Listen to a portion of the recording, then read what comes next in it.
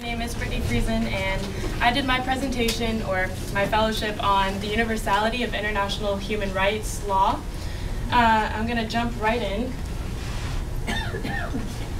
I wanted to start with this picture, which you can barely read at all, but it actually says on the pavement underneath these burned papers, this is 10,000 articles you'll never read. And on the bottom, in very little print, it says, freedom of the press is one of the most important rights in a democracy and one of the most effective ways to fight terrorism. Now, I chose to begin my presentation with this picture for two reasons.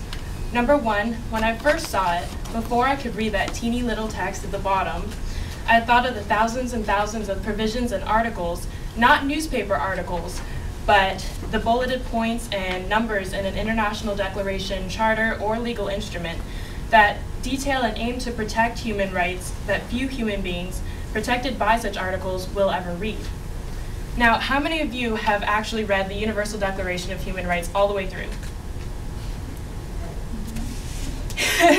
Okay.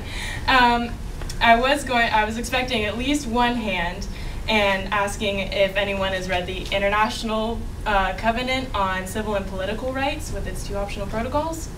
Yeah, this one's a little bit of a doozy to get through.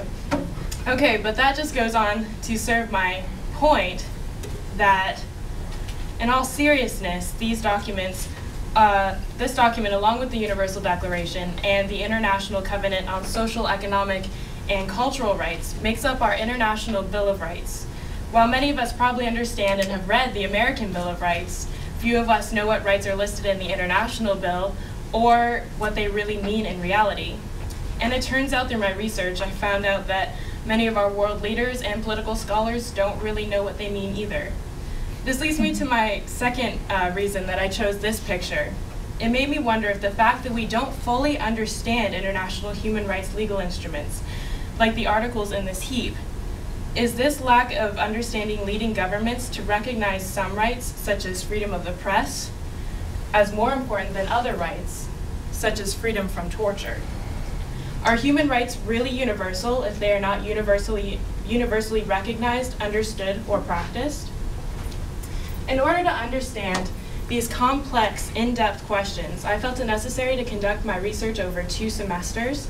This research fellowship has been a lot like a senior thesis for me. I'm graduating in May, and it allowed me to really prod for answers to questions that arose during my internship as a model UN trainer with the United Nations Association USA that I conducted through my sophomore and junior years here at UT.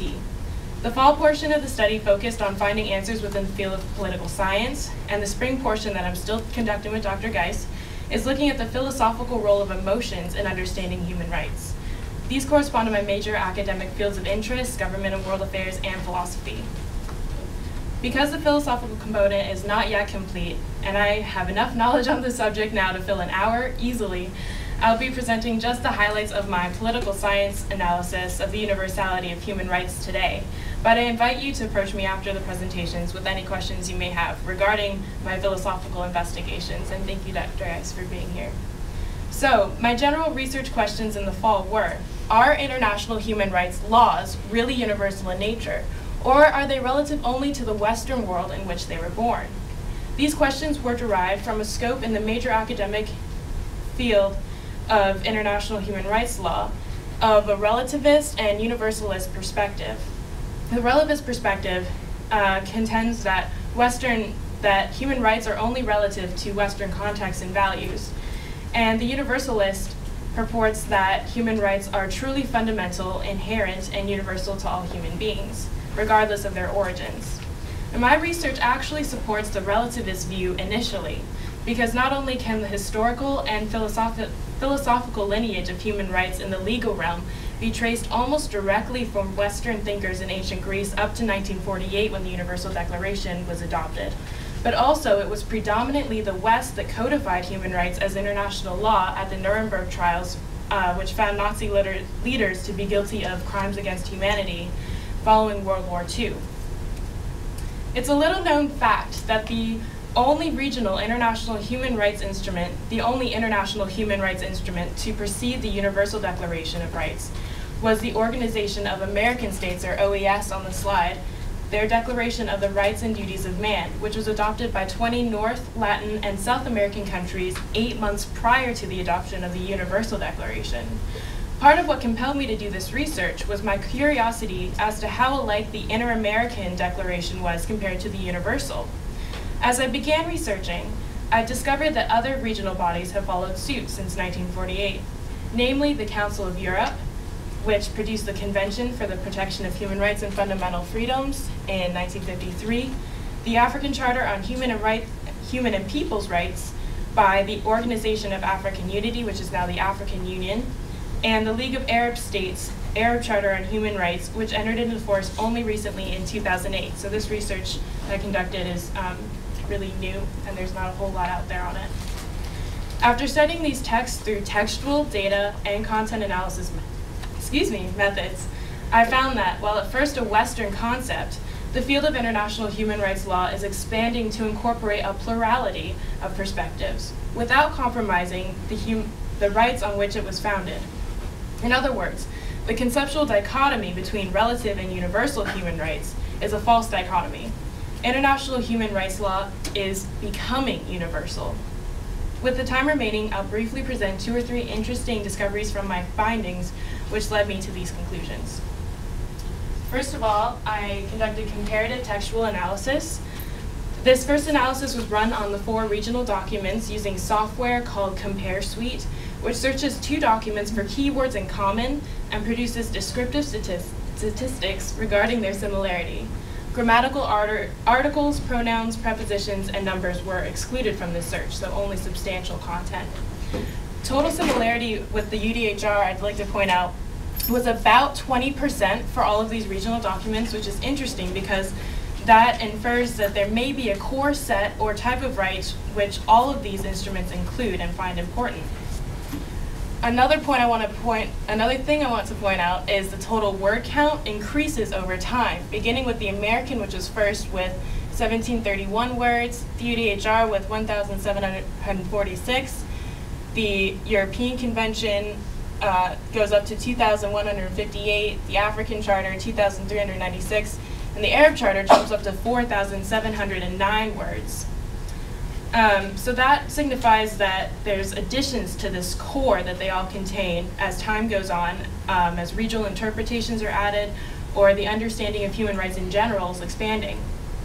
I'd also like to note that only rights content, not procedural content describing a court system, monitoring bodies, or ratification or accession information was included in these analyses.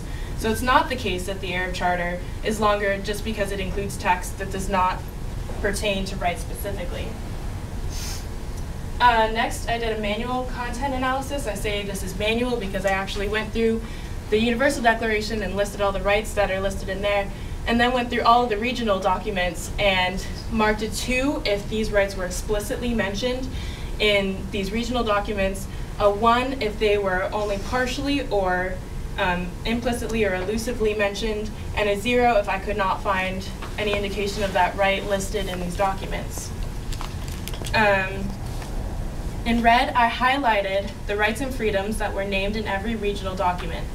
Interestingly, with the exception of the right to a primary education, all of these rights in red fall under the category of first-generation rights, which are largely civil and political in nature and pertain to the freedom of an individual.